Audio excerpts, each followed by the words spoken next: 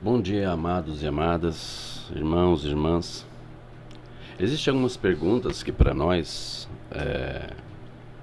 são primárias, né? Para quem já está há muito tempo no Evangelho e que conhece bem as Escrituras, ou até razoavelmente as Escrituras. Talvez essas sejam algumas das interrogações que martelam o pensamento de alguém que vai ouvir esse vídeo.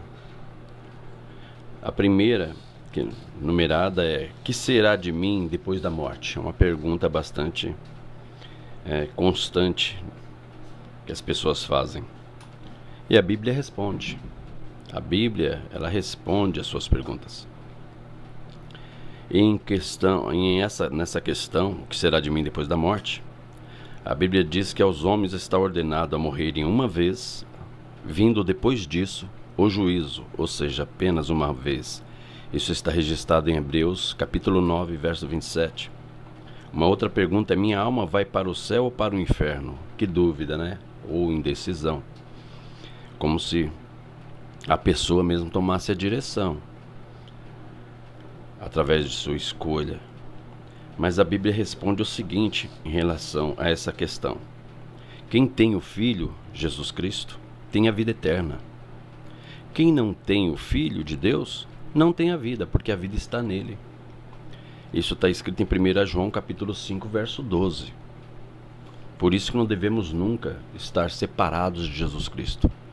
Crer em Jesus Cristo é viver a eternidade. Outra pergunta: como será o inferno? A Bíblia diz que o inferno é um lugar de tormento na eternidade que Deus preparou para o diabo e seus anjos. Vocês podem ver isso em Mateus 25, 41. E para todo ser humano que nesta vida se esquece de Deus, não obedece à sua palavra. Salmo 9, 17. E também em Mateus 25, 30 está escrito: lá só haverá pranto e ranger de dentes. Essa é uma pequena descrição do inferno. Como será o céu? Já que falamos de inferno, né? Vamos falar de céu, vamos ver o que a Bíblia diz. Lá nunca mais terão fome, nunca mais terão sede. Apocalipse 7, verso 16. Outro: e Deus limpará de seus olhos toda lágrima, e não haverá mais morte, nem pranto, nem clamor e nem dor. Apocalipse 21, 4.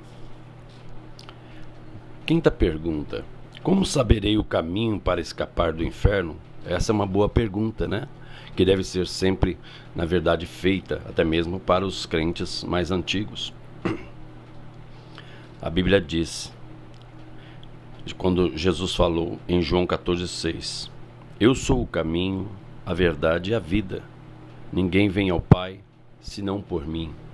Jesus é a porta, Jesus é o caminho, Jesus que é a direção que nos leva ao Criador, a Deus, ao Pai. Sexta pergunta: quanto aos meus pecados, o que eu faço com eles? A Bíblia responde: o que encobre os seus pecados, o que esconde os seus pecados, nunca prosperará. Mas os que se arrependem e confessam a Deus e deixam o pecado, alcançam misericórdia. Que maravilha, né? Agora também em Provérbios 28, 13 disse: e o sangue de Jesus nos purifica de todo pecado. Perdão, 1 João 1,7. 1 João 1,7.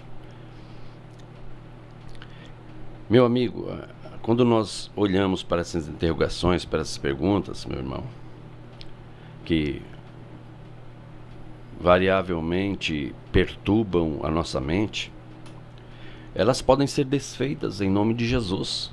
Sim. Aí você pode me fazer outra pergunta: como? A Bíblia diz que nós devemos estar em comunidade, devemos estar um fortalecendo o outro, andando junto, em grupos. A igreja não foi feita para viver separada, um aqui, outro ali, ou viver em casa, que nem alguns aí andam pregando pela internet. A igreja é uma comunidade. que andam junto, que têm coisas em comum, que cantam alegremente, louvando e adorando a Deus. Então, a Bíblia diz que aceita a Cristo como seu único e suficiente Salvador. Judas 25. Marcos 12:30 diz assim: e ame ao Senhor teu Deus de todo o teu coração e de toda a tua alma e de todo o teu entendimento e de todas as tuas forças. Este é o primeiro mandamento: amar a Deus acima de todas as coisas. E Jesus acrescenta mais adiante: e o próximo como a ti mesmo. Saiba você que o livro chamado Bíblia é a carta de Deus enviada aos homens. E oração também é a carta do homem enviada a Deus. Você lê a Bíblia e você ora de acordo com a Bíblia a Deus, enviando também a sua carta. Então eu gostaria de frisar isso, que a Bíblia, se você quer conhecer de Deus, se você quer saber de Deus, quais são os conselhos e direção, Ele te enviou uma carta. Ele enviou uma carta para você, para que você não seja enganado, para que você não tropece em pedra alguma, para que você ande e seja bem sucedido na vida em todos os aspectos, especialmente naquele que diz a respeito da moral, da ética cristã, daquele que mostra justiça em sua vida, que mostra a identidade de Cristo em você. Então a Bíblia, ela é esta carta. Quanto mais você lê dela, quanto mais você entender dela, mais você conhecer daquilo que Deus escreveu para você, mais você sentirá a paz reinando dentro de ti, mesmo em um mundo de turbulência como esse que nós vivemos. E a tua oração, meu irmão, meu amigo, é a tua carta para Deus. Saiba que quando você ora, Ele te escuta, não tenha dúvida disso. Deus não rejeita a oração.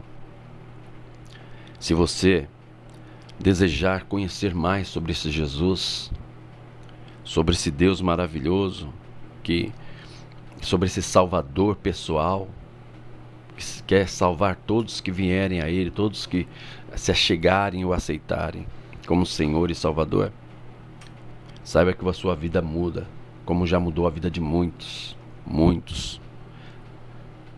Que o Senhor possa te dar direção. Nós estamos ali na Igreja Metodista em Itaim Paulista, na Vila Alabama. Que vocês possam procurar a Igreja Metodista ali naquele local e ser abençoados, receber uma palavra de vida, uma palavra de conforto, de transformação, e viver em meio a uma família de amor, porque ali nós nos amamos. Que Deus abençoe vocês, que Deus acrescente essa palavra em seus corações e faça com que vocês reconheçam o único caminho, verdade e vida, que é Cristo Jesus, o único que pode salvá-los. Amém? Deus abençoe e um bom dia a todos.